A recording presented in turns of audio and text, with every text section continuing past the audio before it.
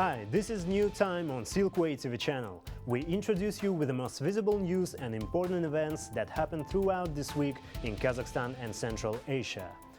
More details on politics, economy, social and cultural life with opinions from the most recognizable experts of Kazakhstan and world. I'm Dorian Sagulov and this is what you'll see today. The United Arab Emirates is hosting the World Climate Summit. Is there a new perspective on carbon neutrality and what did Kazakhstan bring to the table? Watch our special report from Dubai in a few minutes. Swiss National Bank is interested in delving into Kazakhstan's development with the digital tenge. More details in an exclusive interview with a top representative of National Bank of Switzerland for New Time. No secondary sanctions. EU sanctions envoy thanked Kazakhstan for the reduction in re-export of goods to Russia. European views on Kazakhstan's trade affairs today on our program. Kazakhstan is ready to join the global initiative to reduce methane emissions. This was announced by the head of state Kassym-Jomart Tokayev during the UN climate conference in Dubai. Being also one of the main suppliers of uranium to the global market, Kazakhstan is ready to further scale up its contribution to the development of carbon-free energy generation. Moreover, in order to attract the attention of global community to the problem of water resource scarcity in Central Asia, Kazakhstan will initiate the first joint water summit with France on the margins of the UN General Assembly next year, as well as the climate summit of Central Asia under the auspices of the UN in 2026. What do we need to know about the climate agenda today and why is the world so concerned about global warming? My colleague Aynur Mangale is ready to tell us more. Aynur, the floor is yours. Yes, thank you, Dorian. The agenda of the 28th Conference of the Parties to the United Nations Framework Convention on Climate Change is ambitious to review and update the action plan to prevent global warming. By this time, world powers are already lagging behind the plan to realize their commitments under the Paris Agreement, the progressive reduction of greenhouse gas emissions into the atmosphere. Experts note that in order to achieve interim results by 2030, it is necessary to reduce the share of emissions by at least 40% from the level of 2019. At the same time, a significant contribution to the decarbonization process should be made by the largest producers of coal, oil and gas. Kazakhstan is among the active participants of the climate dialogue. The country was one of the first to ratify the Paris Agreement in 2016. Speaking at the plenary session of the summit, President Kassym-Jomart Tokayev noted that the country has the potential to become a leader in clean energy. The country, in addition to actively implementing alternative energy projects, is also a global leader in uranium supplies. With rare earth metals exports are also a priority. I am pleased to announce today that Kazakhstan has decided to join the Global Methane Pledge. At the same time, we are eager to tackle the enormous challenge of coal in our region by implementing our region's first ever Just Energy Transition Partnership in Kazakhstan. For both of these to succeed, we look to our friends and partners for their concrete support. With a share of renewable energy sources and electricity generation only at a level not exceeding 5%, Kazakhstan is actively implementing solar and wind generation projects. Foreign investments are being attracted to the sector. The realization of large-scale plants is on the schedule. The country is expanding partnerships in the energy sector with global market players.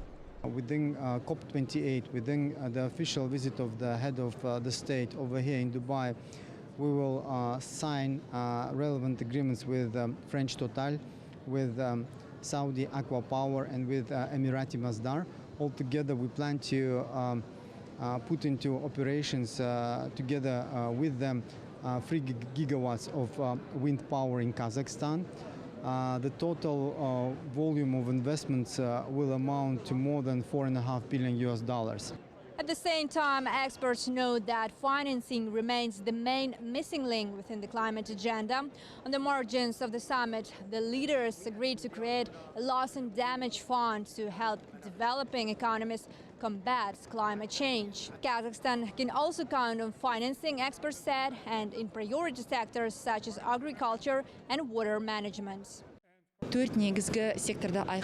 We are talking about 4 priority sectors that are most affected by climate change: agriculture, water management and forestry. For example, in agriculture, rising temperatures can increase the risk of drought, which means we need to adapt to the new conditions by using technologies that will maintain productivity in the sector. Thus, the climate agenda is becoming an integral part of the interpolitical dialogue. The loud statements and concerns of world leaders about climate change are not just a game of words, but a desire to work together to ensure a stable and sustainable future for all of us. That is all I have from the UN Climate Conference that is now being held in Dubai. Doreen, giving the floor back to you. Thank you very much. My colleague Ainur Mangala was live with our studio from the hot city of Dubai, where the World Climate Summit COP28 is currently taking place. According to the report of the World Meteorological Organization, over the past century, Kazakhstan has experienced an increase in average temperatures by 1.7 degrees Celsius, surpassing the global average. This has led to a rise in the frequency and intensity of extreme weather events in Kazakhstan, as well as accelerating glacier melting. To address these issues, Kazakhstan has implemented various measures. Since 1995, the country has actively participated in discussion under the UN Framework Convention on Climate Change. In 2009, Kazakhstan ratified the Kyoto Protocol, committing to reduce greenhouse gas emissions by 15% by 2020. In 2016, the state signed the Paris Agreement, pledging an additional 15% reduction in emissions by 2030. In 2023, the President of Kazakhstan approved a strategy for achieving carbon neutrality by 2060. According to the strategy, renewable energy sources will account for 80% of country's total energy balance, and by 2050, all coal-fired power plants will be phased out of operation.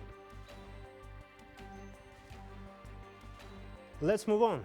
Kazakhstan explores grain export, mining and digitalization opportunities with Togo, as was announced at the joint press briefing with President Kassym-Jomart Tokayev and the Togolese President Faure Gnassingbe earlier this week in Astana. The Togolese leader paid an official visit to Kazakhstan this Tuesday. President Tokayev emphasized that its symbolism and called it historical.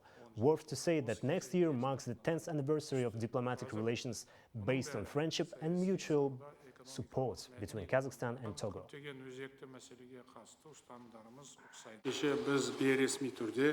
We agreed to instruct the governments of our countries to take specific measures to increase trade turnover. In particular, we indicated that Kazakhstan has tremendous opportunities for exporting grain crops to Togo. As you know, the Islamic Organization for Food Security was established at our country's initiative. I called on Togo to become a member of this organization and use its potential. I think Togo may be of interest to Kazakh investors, as a country that has established trade turnover with the countries of West Africa, the total population of which exceeds 300 million people. We are pleased to develop our cooperation in the agricultural sector. Today, Kazakhstan has great opportunities to supply grain to Togo. Your country has also made significant progress in digitalization. We also intend to implement digitalization projects in our country and establish cooperation. We can learn much from you in this regard. Earlier this week, Kassym-Jomart Tokayev also welcomed the first Vice Premier of the State Council of China, Ding Xuexiang, who arrived in Kazakhstan for a working visit. During the meeting in Astana, the participants discussed the current state and prospects of development of the Kazakhstani-Chinese strategic partnership. President Tokayev emphasized, cooperation with China is a priority for each country, and we pay special attention to this matter. He added that Astana intends to continue facilitating the implementation of the Belt and Road Initiative. In turn, Ding Xuexiang conveyed greetings from the Chinese leader Xi Jinping to Kassym-Jomart Tokayev and expressed satisfaction with the pace of bilateral cooperation development. On November 15, a digital tenge began circulating in Kazakhstan. Second-level banks are already concluding transactions where this type of national currency appears in mutual settlements. However, Kazakhstan is not the only country to launch its own digital asset. Why countries all over the world intend to issue digital currencies, and what would make a Kazakh national bank digital tenge different? My colleague Baljan Samigulina collected the data. All the details are in New Times Explainer section.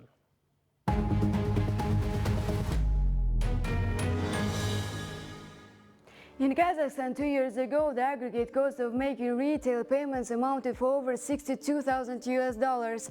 Digital tenge can potentially reduce these costs. Issuing digital currencies can also make it easier for governments to deliver stimulus checks or even go one step further and make target payments to those deemed most in need.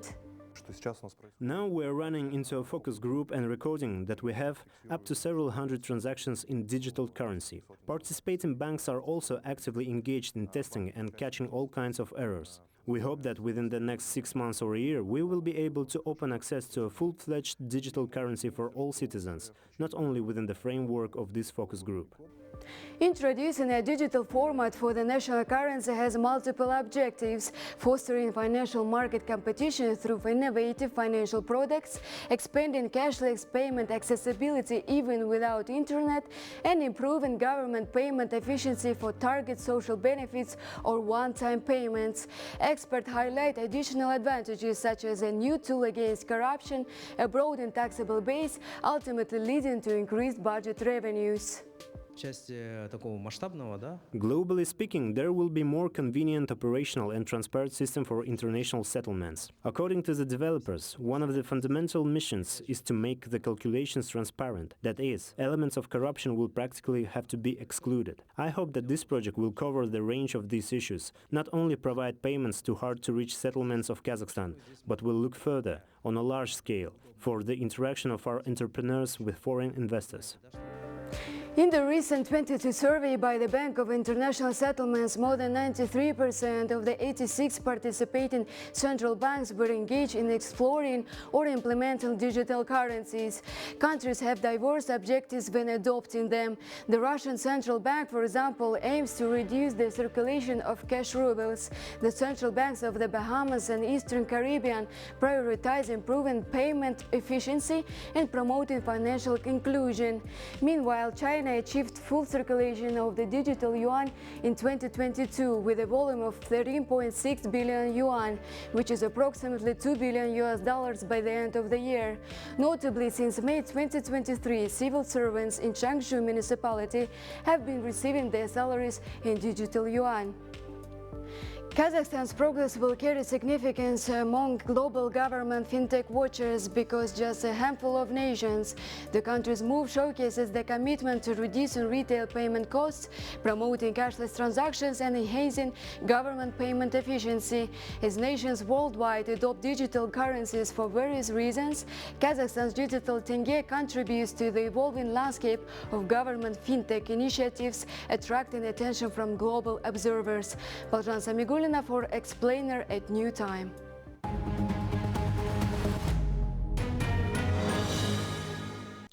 Swiss National Bank is interested in delving into Kazakhstan's developments with the digital tenge, said a member of Governing Board of National Bank of Switzerland, Attilio Zanetti, in an interview to my colleague Balzhan Samigulina. He commended Kazakhstan for spearheading the digitalization of currency, deeming the country's experience crucial not only for Switzerland, but for the global community of central banks. According to Zanetti, Swiss National Bank is interested to launch a joint project on the digitalization of the currencies. Watch the details right now.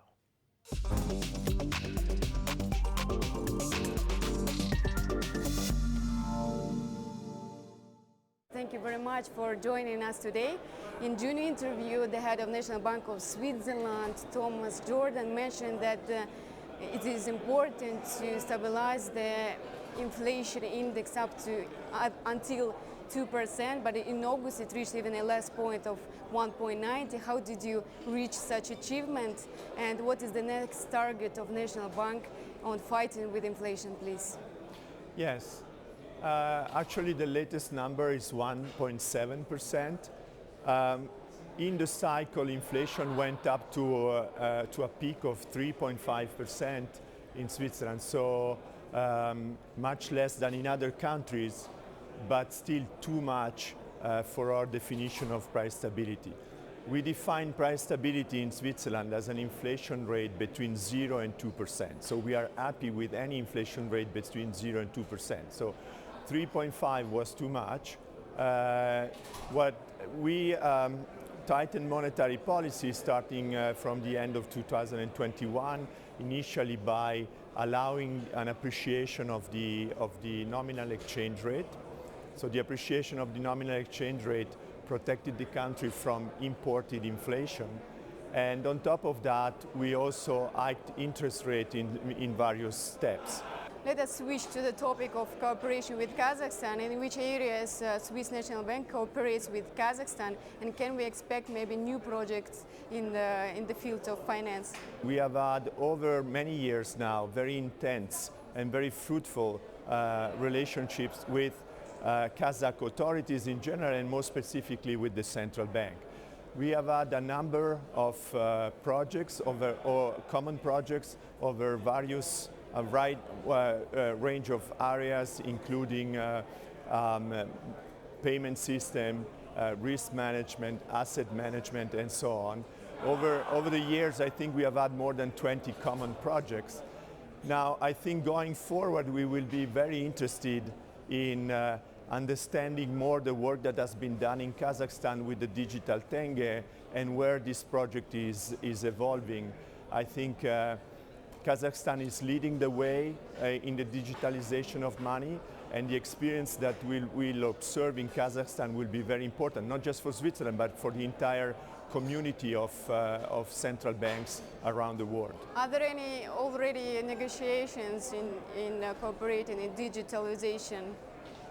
No, there's no need. Specific project, maybe. No, there is no need for negotiation. We have a very informal relationship, and we will set up meetings and a dialogue that is appropriate on both sides to exchange the information that is needed. Thank you. Let me ask the last question. Do you think what is the probability of global financial crisis, especially considering today's geopolitical confrontations arena, and do you look at the future of global economy with more optimism or pessimism? I think that the main scenario is the one where central banks will have to maintain interest rate at a high level long enough to bring down inflation. I think this is going to be the main focus of central bank. If that succeeds, then we can go back to a more normal circumstances. Of course, the world is a dangerous place, and you can have shocks, unexpected event coming up anytime, and central banks will have to react. But at the moment, as you mentioned, we live in a world of tensions in geopolitical terms, but it doesn't seem that this has generated really a risk of a global financial crisis. So we cross the fingers and hope that this will remain the case. So you are more into optimism in this regard? Yeah, cautious optimism, I would say.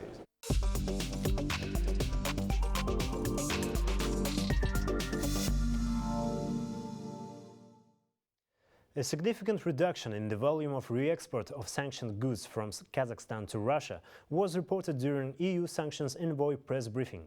According to David O'Sullivan, this is the result of collaborative efforts with Kazakh authorities to counteract the circumvention of sanctions. In October, the Ministry of Trade and Integration of Kazakhstan restricted the export of 106 types of goods to Russia that could be used in military actions. However, O'Sullivan reported on an increase in the re-export of goods that needs to be addressed. Specifically, this concerns high-tech goods, such as integrated circuits, random access memory cards, and equipment with optical sights. He noted that EU closely monitors active companies involved in re-exports and seeks to understand if they're aware of the final destination of their goods. Overall, the Special Envoy highlighted that the European Union maintains a very positive agenda regarding its relations with Kazakhstan. According to him, the European Union has no plans to impose secondary sanctions against Kazakhstan. We have a very positive agenda of cooperation with Kazakhstan. The EU is now Kazakhstan's biggest trade partner, biggest investment partner.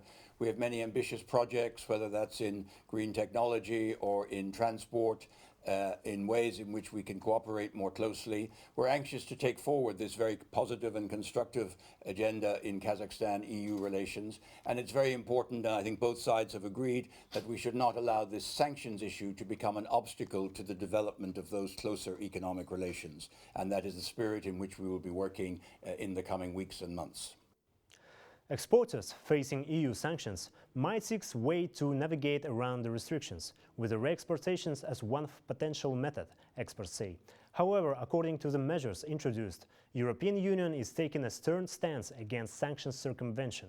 The latest wave of EU sanctions is aimed at cracking down on evasion, introducing a tool enabling Brussels to target entire countries suspected of aiding circumvention rather than individual businesses.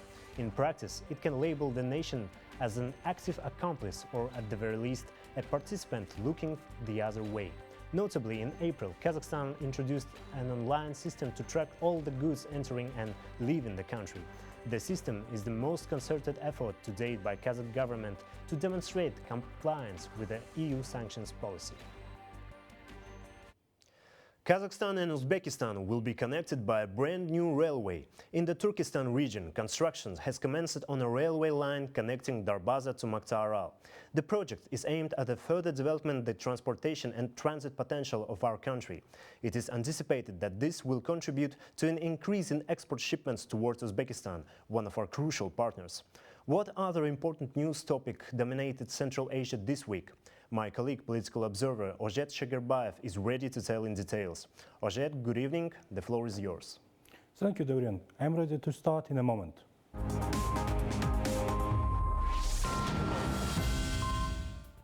On November 27, President of Uzbekistan, Mr. Shavkat Mirziyoyev, took part in the launch ceremony of projects for connecting a modern combined cycle power plant with a capacity of 1,500 megawatts to the power supply network in Sardaria region, and the start of construction of a pilot production of green hydrogen in Tashkent region, implemented jointly with the leading Saudi Arabia's company Aqua Power. The thermal power plant project was 1.1 billion of USD, and it will cover the electricity needs of over 3 million of households and hundreds of industrial enterprises. As part of this pilot project in Uzbekistan, at the first stage, 3,000 tons of hydrogen will be produced with subsequent processing into mineral fertilizers, and a wind station with a capacity of 52 megawatts will be created. The launch of these projects will contribute to the creation of 25 gigawatts of renewable energy capacity by 2030 and it will save 4.5 billion cubic meters of gas. Construction of a new railway line, Darbaza-Maktaral, with length of 152 kilometers, started in Turkestan region. Alihan Smailov, the Prime Minister of Kazakhstan, gave an official start to the works in the mode of teleconference.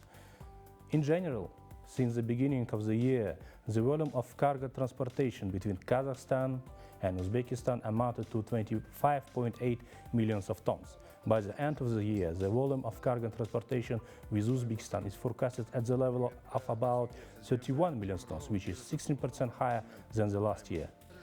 Within this project, the 9 stations will be built, and forecast says that the cargo flow will additionally increase by 14 million tons, and the further grow up to 25 million tons is possible. In total, Kazakhstan plans to build over 1,300 kilometers of railroads within 3 years. The first meeting of Kazakh-Turkmen Working Group on Transport, Transit and Logistics took place in Ashgabat on November 26-27. As a result of the negotiations, the parties consolidated their intentions in the Memorandum of Transport Connectivity signed by the Agency of Transport and Communications under the Cabinet of Ministry of Turkmenistan and the Ministry of Transport of the Republic of Kazakhstan. The main goal is to increase the volume of transit through railroad, which was launched in 2014 and is part of the South-North Corridor. Thank you very much. That was our political observer Ozhet Shagerbayev with his review of the most interesting news topics in Central Asia this week.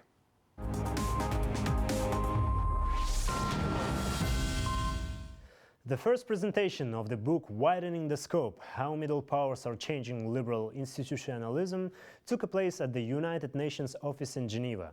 It is written by Miraz Zhiinbaev, a leading expert of the Kazakhstan Institute for Strategic Studies. The expert raises questions like what is the middle power itself, how the world perceives the role of Kazakhstan on a global arena. My colleague Ainur Mangalia had a pleasure to talk to the youngest author in the history of the UN Library and Archives. Please watch the fragment of the interview with Miraz Zhiinbaev recorded earlier this week.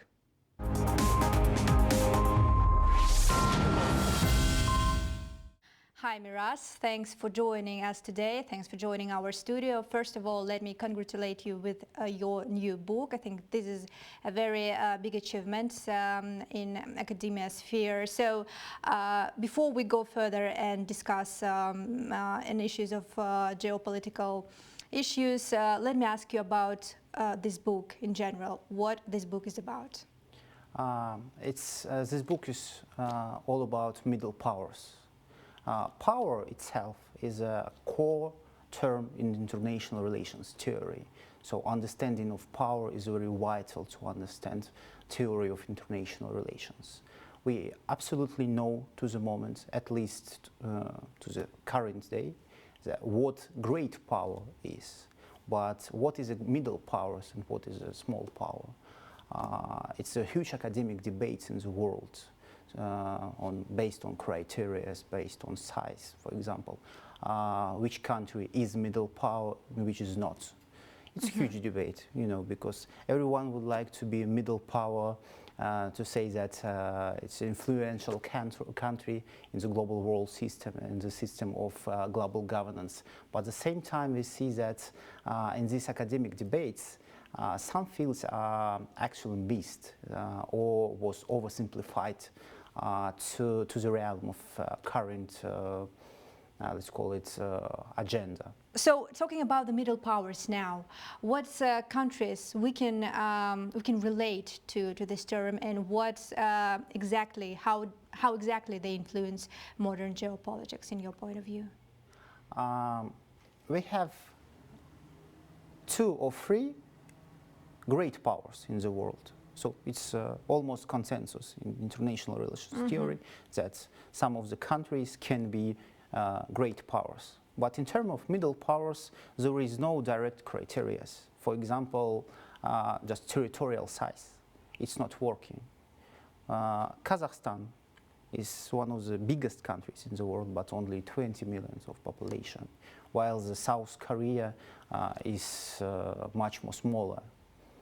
But at the same time, both of these countries play a vital role in the international system. So it's all about strategy and nature of these countries. For example, South Korea, their cultural impact, or I mean, their cultural potential, which they used to reshape the world agenda in that sphere. They put absolutely, for example, Japan was the country who changed the world with all of that technologies. And now we still think that Japan is one of the most technological development country. Right. At the same time, Turkey, one of our greatest partners of Kazakhstan, they absolutely reshaped the understanding of term of war in 21st century with all of that military technologies they developed in past 10 years. And Kazakhstan is a country who proposed more number of international organizations or positive international agenda than any other country in the world. So can we name Kazakhstan a middle power? For sure. For sure, in modern political arena. First of all, because of a very collaborative spirit of Kazakhstan. Kazakhstan provides a very stable agenda for the world. So there is no place for confrontation in our foreign policy. We think that all of our neighborhood countries, all countries around our neighborhood are our friends and biggest partners. We are open both for global South and global East. We are working with countries in Arab region. We're working with West and East. So we, our multilateral foreign policy, right. It's all about multilateralism. Miras, thank you very much again for sharing your time with us. We wish you all the best in your future endeavors. Thanks. Thank you very much. It was my pleasure to join you today. Thanks.